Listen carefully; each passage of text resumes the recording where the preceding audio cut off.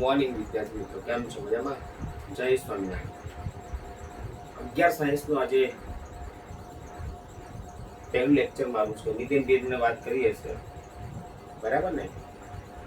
તો બીજા સર તમારું એક ચેપ્ટર, બીજા સર ચેપ્ટર ભણાવશે. હાલ કેવું હતું બેટા કે 12 સાયન્સના લેક્ચર મારે ચાલુ હતા, બરાબર છે? એટલે મેં નિતિન બેને વાત કરી કે તમે પહેલા બીજ ચેપ્ટર ચાલે તો પછી હું સ્ટાર્ટ કરીશ, બરાબર છે? આમ તો બીજું હું ચલાવવાનું છું, બરાબર છે, પણ 12 મારા પાસે 2 ચેપ્ટરમાં ચલાવવાના હતા, એટલા માટે મેં કીધું કે એક કામ કરો, તમે શરૂ કરી નાખો, વાંધો નહીં, એટલે કામ અટકે નહીં, બરાબર? પણ ત્રીજું ને ચોથું 2 ચેપ્ટર છે, એમાંથી ગમે તે એક ચેપ્ટર મારે ચલાવવાની ઈચ્છા કરી એમ, બરાબર? હવે ત્રીજું ચેપ્ટર એટલા માટે રહીશ કે એમાં ઇલેક્ટ્રોનનો ઉલ્લેખ થશે, તમને ઇલેક્ટ્રોન પર કદાચ ચલાવી નાખીશ. ઓકે,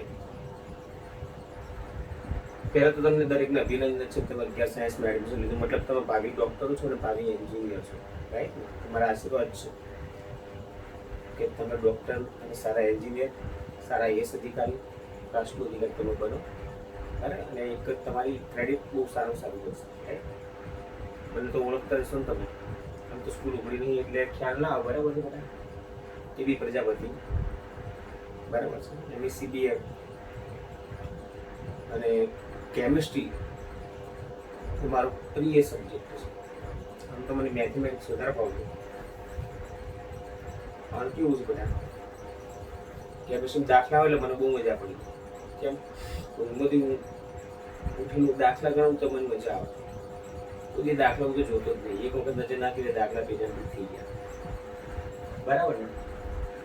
પણ હવે 11 સાયન્સમાં બધા હવે આ એવી પરિસ્થિતિનું કોરોનાની એક પરિસ્થિતિનો આપણે સામનો કરીને આપણે કામ કરવું પડશે, રાઈટ? બરાબર છે? એટલે યાદ રાખો જરા, મગજમાં એટલું ઘુસાવતો કેટલી વસ્તુ તમારે મગજમાં રાખવાની. એક,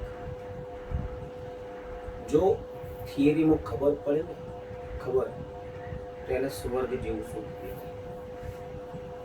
અને જો ખબર ના પડે ને કોઈ પણ થિયરી તો સાલું સંસારમાં એને જો કોઈ દુઃખ નહીં. એટલે મતલબ શું છે કે હું કોઈ પણ અહીંયા કેમિસ્ટ્રી કોઈ પણ ટોપિક ચલાવું ને, જો તમને એમને ખબર નહીં પડે ને તો એના જેવો કોઈ દુઃખ નહીં. પણ બને ત્યાં સુધી એવો પ્રશ્ન ઊભો જ નહીં થાય તમને. રીઝન શું છે કે અહીંયા હું તમને તૈયાર કરી નાખીશ, બરાબર? ખબર પડી જ જશે, એ મારો આત્મવિશ્વાસ છે, રાઈટ? ઓકે. બીજી બાબત કહું કે હંમેશા હોશિયાર બનવા માટે છે ને બેટા કેટલાક પ્રિન્સિપલ આપણે જીવનની અંદર બનાવવા પડે. એક વસ્તુ તમને કીધું ખાસ, મેન્ટલી ફ્રેશ રહીને કામ કરવાનું હંમેશા. જ્યારે પણ આપણે સવારે ઉઠીએ ને ત્યારે કેટલાક વાક્યો આપણે આપણા મગજમાં રાખવાના. હું શક્તિશાળી છું, બરાબર છે? હું બુદ્ધિશાળી છું, બરાબર? થર્ડ ટોપિક, હું સારામાં સારો અભ્યાસ કરી શકું છું. દરેક ટોપિક સમજવાની મારી તાકાત છે. ઈશ્વરનો મને સાથ છે, મા બાપના મને આશીર્વાદ છે, ગુરુજીના પણ મને આશીર્વાદ છે. બી પોઝિટિવ, પોતાની જાતને ક્યારેક કમજોર નહીં ગણવું. ચોપડી બનાવનાર કોણ? તો કે 2 હાથ ને 2 ટોટીવાળો માણસ જ છે ને, તો આપણે ઓછાનો ઢોર છીએ.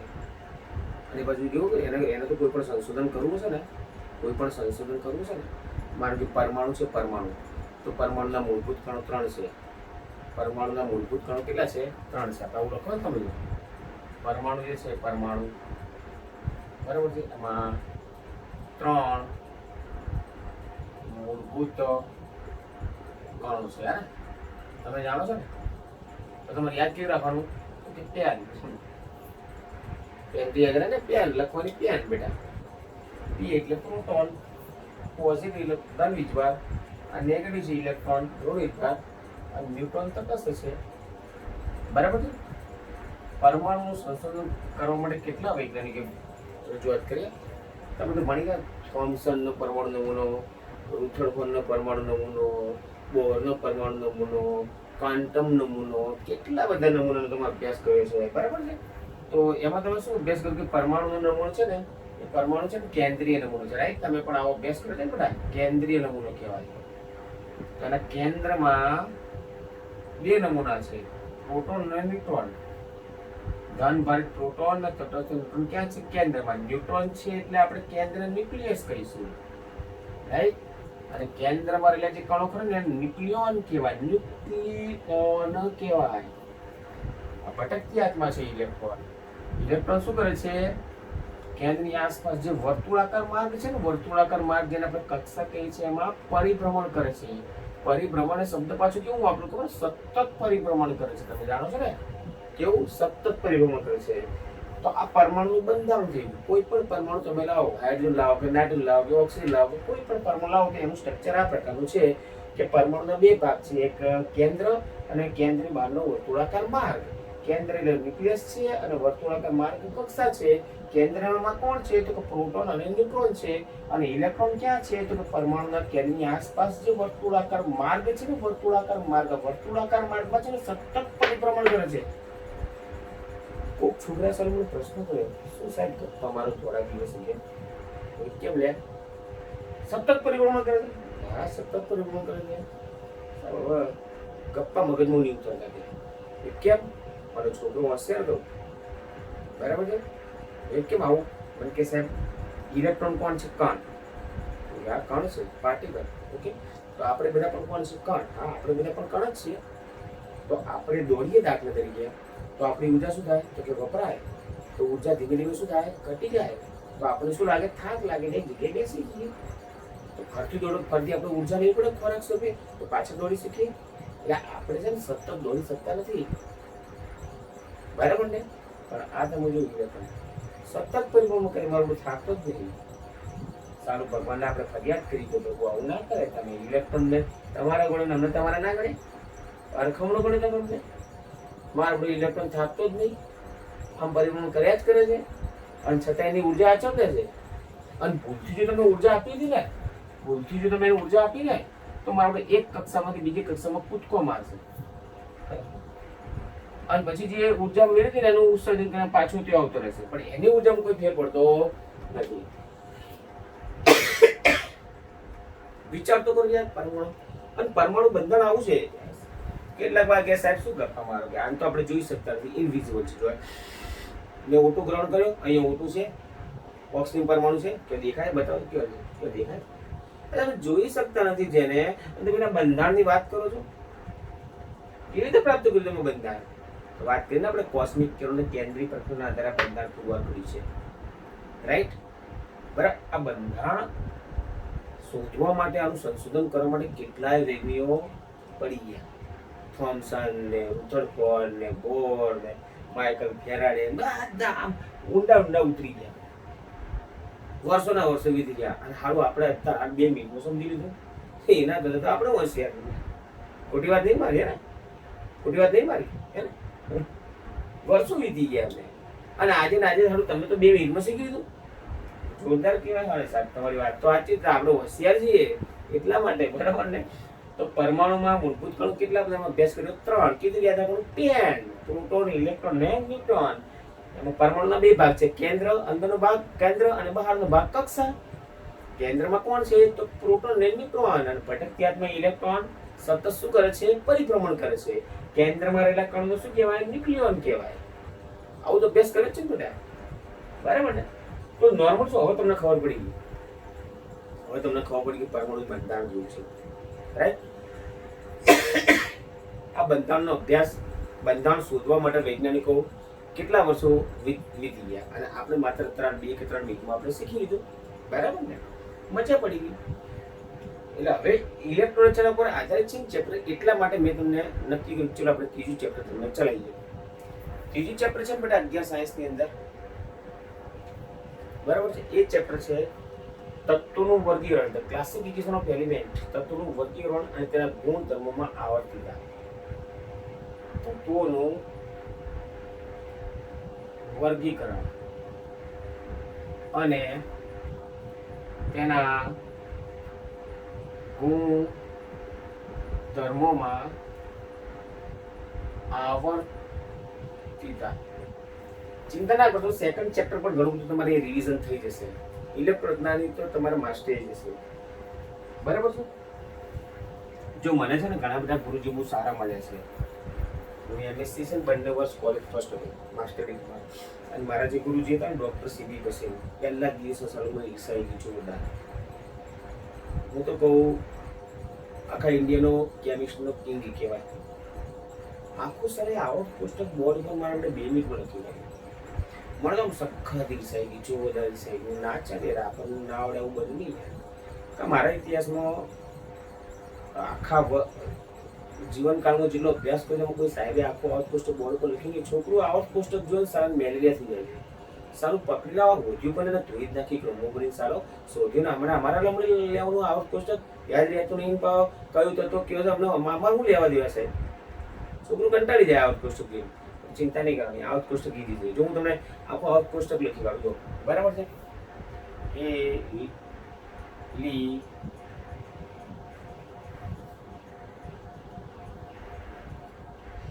આખો આવતો કીધો એ આવશે લી ના કે યુપીને સ્વિટ્ઝરલેન્ડ ફરવા ચાલ.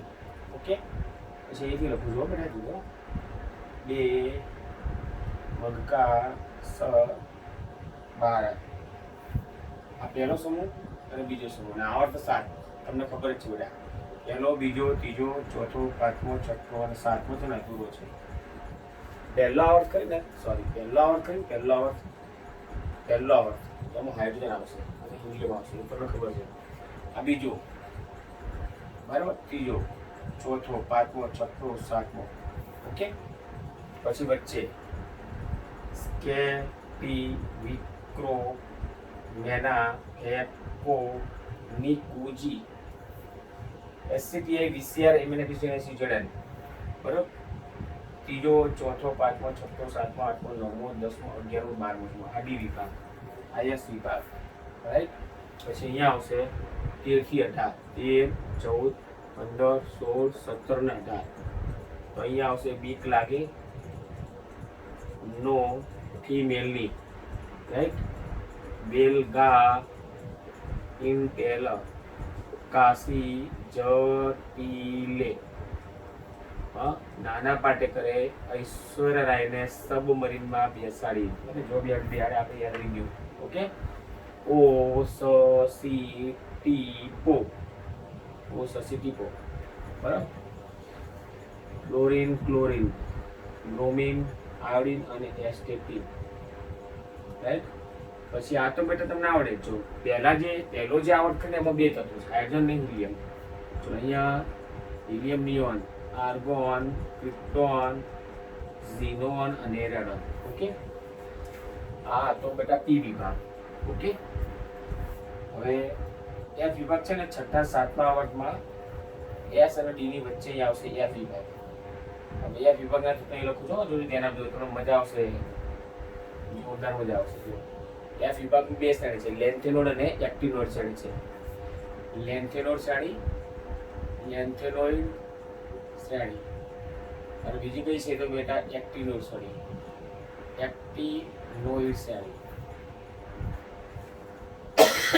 લેન્થેનોઇડ લખું છું.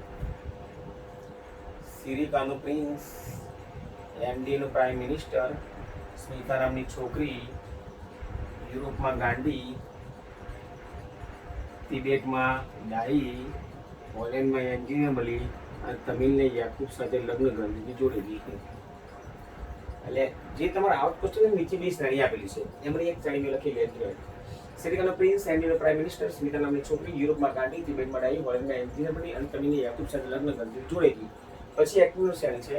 એક્ટિનોઇડ શ્રેણીની અંદર થાપાયુ નામનો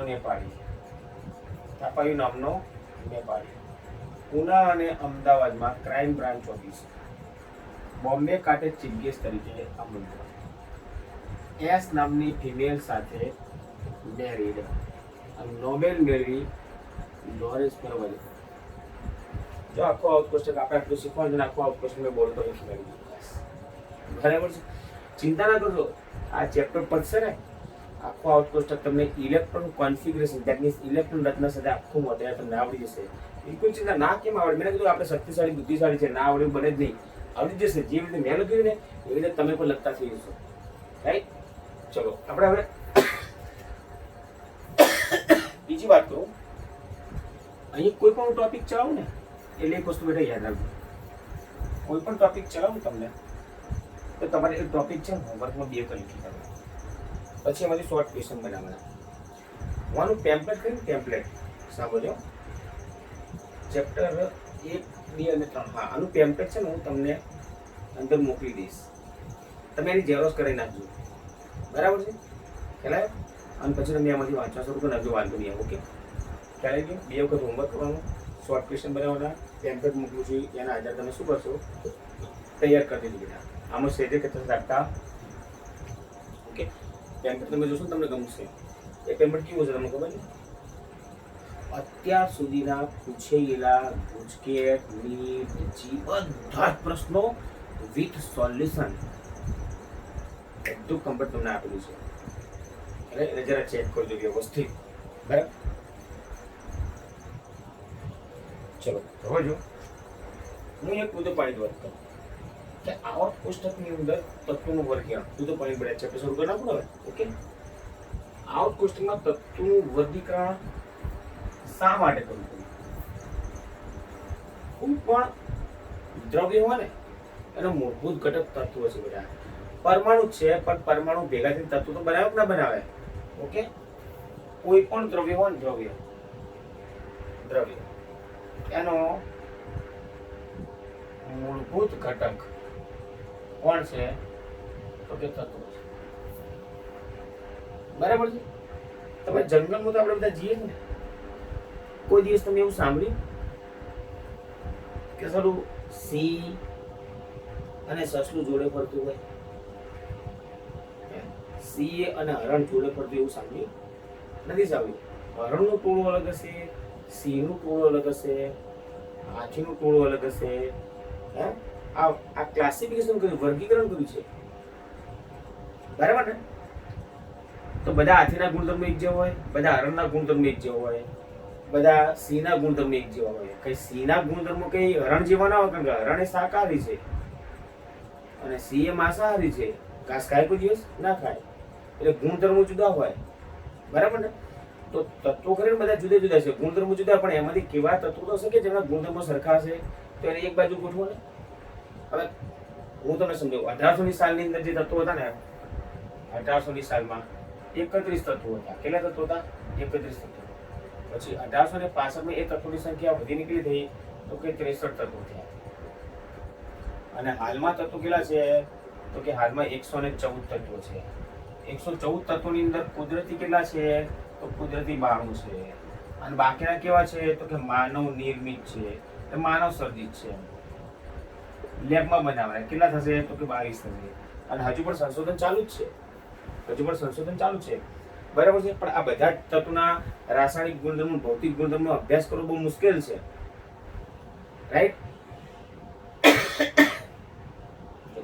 1800માં કેટલા તત્વો હતા? તો કે 31 તત્વો હતા. પછી 1865માં કેટલા થયા? તો કે 63 થયા. હાલમાં કેટલા છે? તો કે 114 છે. કુદરતી કેટલા છે? 92 છે, કુદરતમાંથી મળે છે. અને માનવ સર્જિત કેટલા છે? તો 22 છે, રાઈટ? પણ આ બધા તત્વોના રાસાયણિક ગુણધર્મો અભ્યાસ કરવો બહુ સરળ નથી યાર. નવરાત્રી બધા ગુણધર્મો અભ્યાસ કરીએ, મા બાપના બધા છોકરાના ગુણધર્મો અભ્યાસ નહીં, એક મા બાપના લક્ષણો જેવા એવા જ છોકરામાં આવ્યા હોય, તો બધા છોકરાના ગુણધર્મો ક્યાં જાણવાની જરૂર છે? ગમે તે એકના જાણો તો પેલા 3 ને જોડે મૂકી દો કે 2-3 ના આવા જશે, બહુ માથાકૂટ નહીં કરવાની તમારે, બરાબર ને? તો આપણે હરણ બધા એક જ જેવા દેખાય તો બધાને એક બાજુ રાખો, કારણ કે બધાના ગુણધર્મો સરખા છે. સિંહ બધા એક જેવા દેખાય એક બાજુ રાખો, એના ગુણધર્મો સરખા જ છે. એટલે એક જેવા દેખાતા તત્વો હોય ને એમના ગુણધર્મો સરખા હોય તો આપણે એક બાજુ મૂકી દઈએ, તો વર્ગીકરણ કરવું પડે. બધાના ગુણધર્મો કઈ શોધવાની જરૂર નથી. એકના આવડે એટલે બીજાના આવડે જ તમને ગુણધર્મો, કારણ કે એના જેવું જ દેખાય છે. આ રીતે તો ડફોર છે તો બધાના ગુણધર્મો શોધવા જવું, બરાબર ને? આપણે એટલા હોશિયાર તો છીએ જ ને. આના જેવું લાગે બાજુ એની બાજુ મૂકી દો, ખોટું માથાકૂટ કરવાની, બરાબર છે?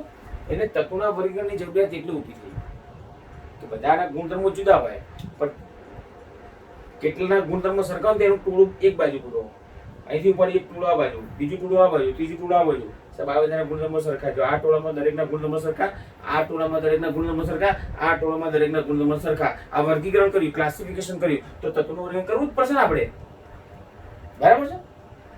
તો તત્વોના વર્ગીકરણમાં કેટલાક વૈજ્ઞાનિકોનો શું છે? ફાળો છે.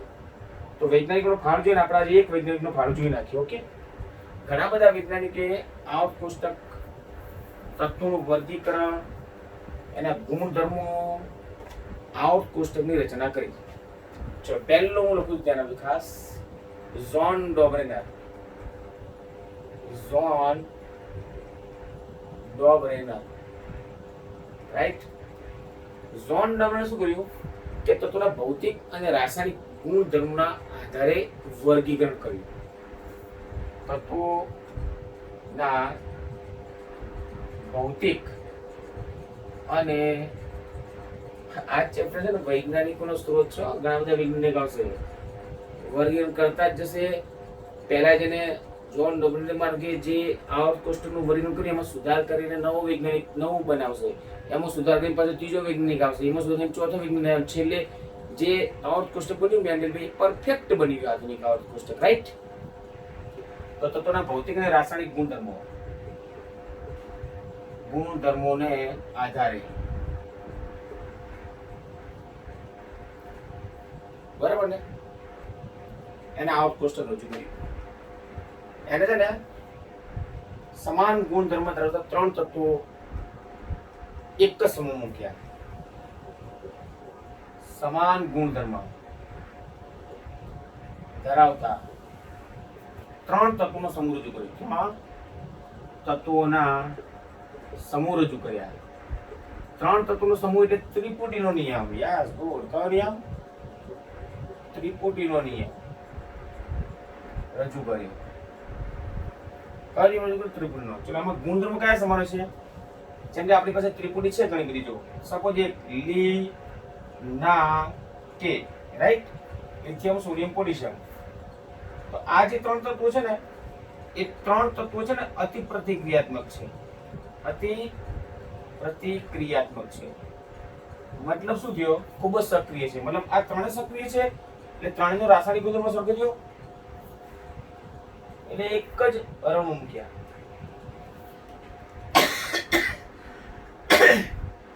ચલો બીજી બાબત શું છે ખબર છે? આ 3 મૃદુ છે. મૃદુ છે. 3 કેવું છે? મૃદુ છે. એટલે ભૌતિક ગુણધર્મ સરખો થયો.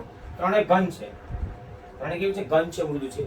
તો ભૌતિક ગુણધર્મ સરખા થયા. આ ભૌતિક ગુણધર્મ ફિઝિકલ પ્રોપર્ટી અને રાસાયણિક પ્રોપર્ટી કહેવાય. રાસાયણિક પ્રક્રિયા છે અતિ ક્રિયાશીલ છે. ખૂબ જ ઝડપી રાસાયણિક પ્રક્રિયા કરે છે. મતલબ 3નો રાસાયણિક પ્રક્રિયાનો ગુણધર્મ સરખો છે. મૃદુ છે, ઘન છે, એ ભૌતિક ગુણધર્મ છે એટલે 3નો ભૌતિક ગુણધર્મ પણ સરખો છે. એટલે એક જ સમૂહમાં મૂક્યા. ત્રિપુટી જેને કહેવાય, રાઈટ. તો ચલો એમાં એને બીજી શું બાબત રજૂ કરી ખબર? ત્રિપુટીના નિયમમાં આ પ્રથમ તત્વ અને ત્રીજું તત્વ. ચલો પ્રથમ તત્વનો પરમાણુ ભાર 7 છે, ત્રીજા તત્વનો પરમાણુ ભાર 39 છે. તો મધ્યમાં રહેલું જે તત્વ ખરું, મધ્યમાં રહેલું તત્વ, આ મધ્યમાં એટલે વચ્ચે રહેલું જે તત્વ છે, મધ્યમાં એટલે કે વચ્ચે રહેલું જે તત્વ છે ને એ તત્વનો પરમાણુ ભાર આ પ્રથમ તત્વ અને ત્રીજા તત્વના સરવાળાનું અડધું મૂલ્ય કરો.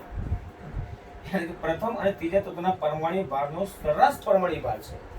તો આ જવાબ તમારો આવશે કેટલો? તો કે 23. તો સોડિયમનો પરમાણુ ભાર 23 છે, રાઈટ. સેકન્ડ બીજું છે કેસરબા. કેલ્શિયમ, સ્ટ્રોન્શિયમ અને બેરિયમ. જો કેલ્શિયમનો કેટલો છે તો કે 40 ગ્રામ પ્રતિ મોલ છે. બેરિયમનો કેટલો છે તો કે 137 ગ્રામ પ્રતિ મોલ છે. તો વચ્ચેનું જે તત્વ ખરું, વચ્ચેનું તત્વ આ પ્રથમ તત્વ અને ત્રીજું તત્વ, આ બીજી ત્રિપુટી છે, આ પહેલી ત્રિપુટી છે. તો પ્રથમ તત્વ અને ત્રીજું તત્વ, પ્રથમ અને ત્રીજું તત્વ. તો પ્રથમ અને ત્રીજા તત્વના પરમાણુ ભારનો સરવાળો કરો અને 2 વડે ભાગી નાખો. તો આ તમારા આવશે 88.5 આવશે. રિયલી 88 જેટલો પરમાણુ ભાર છે. પછી ત્રીજી ત્રિપુટી રજૂ કરું છું. કઈ? ત્રીજી છે ક્લોરીન, બ્રોમિન અને આયોડિન. ક્લોરીનનો 35.5 છે, આયોડિન 127 છે. તો વચ્ચેનું જે તત્વ છે, યસ, વેરી ગુડ, આ પ્રથમ તત્વ અને ત્રીજા તત્વના પરમાણુ ભારના સરવાળાને 2 વડે ભાગો એટલે 81.2 આવશે. 81 જેટલો છે. તો આ ત્રિપુટીનો નિયમ છે. કેટલા પોઈન્ટ્સ મેં કીધા? જોન ડોબરેનરે તત્વોને કેવી રીતે ગોઠવ્યા? તો ભૌતિક અને રાસાયણિક ગુણધર્મના આધારે 3 તત્વોનો શું બનાવ્યો? સમૂહ બનાવ્યો. એટલે કયો નિયમ કહેવાય? ત્રિપુટીનો નિયમ કહેવાય. ત્રિપુટીના નિયમનો ગુણધર્મ શું છે? મધ્યમાં રહેલું જે તત્વ છે એ તત્વ નો પરમાણિક ભાર પ્રથમ અને ત્રીજા તત્વના પરમાણિક ભારના સરવાળાનું અડધું મૂલ્ય છે. બેવડે ભાગેલું અડધું થઈ જાય ને તો 3 થી મળી ગયું. ભૌતિક ગુણધર્મ સરખા, રાસાયણિક ગુણધર્મ સરખા. જો લિથિયમ, સોડિયમ, પોટેશિયમ ત્રણે કેવી છે તો કે પ્રતિક્રિયાત્મક છે, રાઈટ. બીજું મૃદુ અને કેવી છે ઘન છે, એટલે ભૌતિક ગુણધર્મ અને રાસાયણિક ગુણધર્મ સરખા છે. એટલે પણ આ બહુ આ નિયમ જે ખરી ત્રિપુટી નિયમ કોને રજૂ કર્યો તો કે જોન ડોગ્લરે. તત્વોને શાના આધારે ઘડ્યા તો ભૌતિક અને રાસાયણિક ગુણધર્મ આધારે. કેટલા તત્વોનો સમૂહ બનાવ્યો તો કે 3 તત્વોનો સમૂહ બનાવ્યો. એને શું કહેવાય છે તો કે ત્રિપુટી નિયમ કહેવાય છે. શાના આધારે વર્ગીકરણ કર્યું? ભૌતિક અને રાસાયણિક ગુણધર્મના આધારે. સમાન ગુણધર્મ ધરાવતા તત્વોનો સમૂહ બનાવ્યો. કેટલા તત્વોનો સમૂહ બનાવ્યો? કેટલા તત્વોનો? 3 તત્વોનો સમૂહ બનાવ્યો. એને ત્રિપુટીનો નિયમ કહેવાય છે. તો આ ત્રિપુટીનો નિયમ થયો. ચલો, લિથિયમ, સોડિયમ, પોટેશિયમ તમારા ચોપડીની આપણે હું તમને એક્સ્ટ્રાઓર્ડિનરી કહું છું કે આ ત્રણના જે ગુણધર્મો સમાન છે, રાસાયણિક અને ભૌતિક. રાસાયણિક ગુણધર્મો કયા સમાન છે તો ત્રણે અતિ પ્રતિક્રિયાત્મક છે. હું સોડિયમનો ટુકડો અહીં ફેંકું ને તો સળગે, એને આપણે અતિ પ્રતિક્રિયાત્મક કહેવાય. બરાબર છે. હું તો જ્યારે કોલેજ કરતો ને બેબીનો ખાલી મજા આવશે. જ્યારે કોલેજ કરતો ને ત્યારે અમારે લેબ આસિસ્ટન્ટ હોય, લેબ ટીચર હોય ને, લેબ ટીચર એટલે અમે લેબમાં પ્રેક્ટિસ કરવા જઈએ ને એટલે સોડિયમના ટુકડા પડેલા હોય કેરોસીનમાં. એટલે અમે ક્યારથી શું કરીએ, આપણે કેરોસીનની સીસી લઈ જઈએ, કેરોસીન ભરી અને પછી અમારી યાદ લેબ આસિસ્ટન્ટ આખો બાજુ થાય ને એટલે હું તો શું કરું કે ટાંકણીમાંથી સોડિયમ લઈને મારી સીસી લઈ લઉં બધા. ભાઈ ઘરે જવું ને સાંજે મેં ટેણીમાં બધા ભેગા કરું, એને બધામાં જોડાઈ જાય. ચલો જાદુ જોવું છે, જાદુ તમને બતાવું, સાયન્સમાં કેવો તમને શીખવાડું. એટલે ગુજરાત માટે એક ગ્લાસ પાણી કરતા આપણે શું કીધું, છાશ લેવાનું કીધું, છાશ લેતા ચાલ આજે કામ કરાવું. કેમ કામ કરે? જાદુ બતાડવાનું છે એટલા માટે. ચાલ બધા હાથ દબાઈ મારો, તમારો હાથ દબાવે માથું સુધી આવે. પછી કહું ચલો જો ચલો આ શું છે? રબરનો ટુકડો લાગે છે. સોડિયમ રબરના ટુકડા જો મૃદુ હોય જો અહીંયા હું ફેંકીશ ને તો ભડકો થશે. શું વાત કરો? ભડકો થશે? આ તો જોઈએ આ ફેંક્યું, સુરનું સળગ્યું. એટલે આ પ્રતિક્રિયાત્મક છે ધાતુ. એ છોકરાને મજા આવતી એમ, બરાબર છે. અને મૃદુ અને ઘન છે. ઓકે, તો 3 ત્રિપુટી આપી ને લી ના કે. લિથિયમનો 7, પોટેશિયમનો 39, 7 તો 39 ભાગ્યા 2 23, કેલ્શિયમનો 40, બેરિયમ 137, 40 + 138 ભાગ્યા 2 5, ક્લોરીન 5 આયોડિન 123, એનો સરવાળો ભાગ્યા 2 81. ચલો કેટલા પોઈન્ટ બેઠા છે? હવે તમારે આ શોર્ટ ક્વેશ્ચન કીધું બનાવવાના, હું તમને શીખવાડું. ચલો શરૂઆતમાં તત્વની સંખ્યા કેટલી હતી? 31. વધીને કેટલી હતી? 63. હાલમાં કેટલા તત્વો છે તો કે 114. કુદરતી કેટલા છે તો કે 92. માનવ સર્જિત કેટલા છે? 22. અને હજુ પણ સંશોધન ચાલુ છે, રાઈટ. તત્વોના વર્ગીકરણની જરૂરિયાત કેમ ઊભી થઈ? કારણ કે બધા તત્વોના ગુણધર્મો સરખા હોતા નથી અને બધા તત્વોના ગુણધર્મો અભ્યાસ પણ બહુ શક્ય નથી. એટલા માટે તત્વોના વર્ગીકરણની જરૂરિયાત પડી. પ્રથમ વૈજ્ઞાનિક કયો બેટા? જોન ડોગ્લર. ચલો, જોન ડોગ્લરે શાના આધારે તત્વોનું વર્ગીકરણ કર્યું? તો ભૌતિક અને રાસાયણિક ગુણધર્મના આધારે. સમાન ગુણધર્મો ધરાવતા કેટલાક તત્વોનો સમૂહ બનાવ્યો તો કે 3. જેને કયો નિયમ કહેવાય? ત્રિપુટી નિયમ કહેવાય. જેમ કે લી ના કે 3 ધાતુ છે, લિથિયમ, સોડિયમ અને પોટેશિયમ. ત્રણ મૃદુ છે યાની કે ભૌતિક ગુણધર્મો સરખો છે, 3 ઘન છે યાની કે ભૌતિક ગુણધર્મો સરખો છે, 3 પ્રતિક્રિયાત્મક છે, ખૂબ જ ક્રિયાશીલ છે, રાસાયણિક ગુણધર્મો સરખો છે. એટલે એને એક જ સમૂહમાં મૂક્યા. ત્રિપુટી નિયમની એક લાક્ષણિકતા શું છે કે મધ્યમાં રહેલા તત્વોનો પરમાણિક ભાર પ્રથમ અને ત્રીજા તત્વના પરમાણિક ભારના સરવાળાનો અડધું મૂલ્ય છે. સરેરાશ પરમાણિક ભાર છે. ઓકે, લીના કે આ કેસરબા અને ક્લોરીન, ફ્લોરીન અને આ કમ્પ્લીટ બેટા આટલે સુધી. હવે આટલું તમારે વારંવાર 2-3 વખત લેક્ચર તમારે એટેન્ડ કરવાનું બેટા, બરાબર છે. તમને આવડી જશે અને પ્રેક્ટિસ કરવાની 3 વખત, બરાબર છે. લેક્ચર 2-3 વખત જોશો તો તમને આવડી જ જશે, કોઈ શંકા છે જ નહીં. 3-4 વખત શું કરવાનું બેટા? પ્રેક્ટિસ કરવાની. પરીક્ષા પૂછાય જોન ડોગ્લરનો ફાળો સમજાવો 2 માર્ક્સનો. જોન ડોગ્લરનો ફાળો સમજાવો 2 માર્ક્સનો. તો તમારે આટલું લખવાનું થશે. ભૌતિક અને રાસાયણિક ગુણધર્મોના આધારે તત્વોનું વર્ગીકરણ કર્યું. સમાન ગુણધર્મો ધરાવતા 3 તત્વોના સમૂહ રચ્યા, જેને ત્રિપુટીનો નિયમ કહેવાય છે. લી ના કે લાક્ષણિકતા મધ્યમાં રહેલા તત્વોનો પરમાણિક ભાર પ્રથમ અને ત્રીજા તત્વોના પરમાણિક ભારના સરવાળાનું અડધું મૂલ્ય છે. ઓકે, બરાબર. 3 ત્રિપુટી ક્યારે આ ઓછા તત્વો માટે નિયમ છે એટલે આ બહુ સક્સેસ સફળ થયો નહીં. હવે આગળ નવો આવશે ફાળો વૈજ્ઞાનિક, નવા વૈજ્ઞાનિક. આ જોન ડોબરેજનનો ફાળો છે એટલે કમ્પ્લીટ બેટા કોઈ શંકા નહીં. સરસ. ઓકે, શોર્ટ ક્વેશ્ચન બનાવવાના પાછા બેટા, અને આમાં છતાં ખબર ન પડે તમારે મનસ્કોરનું પૂછવાનું. ઓકે, જય સ્વામિનારાયણ.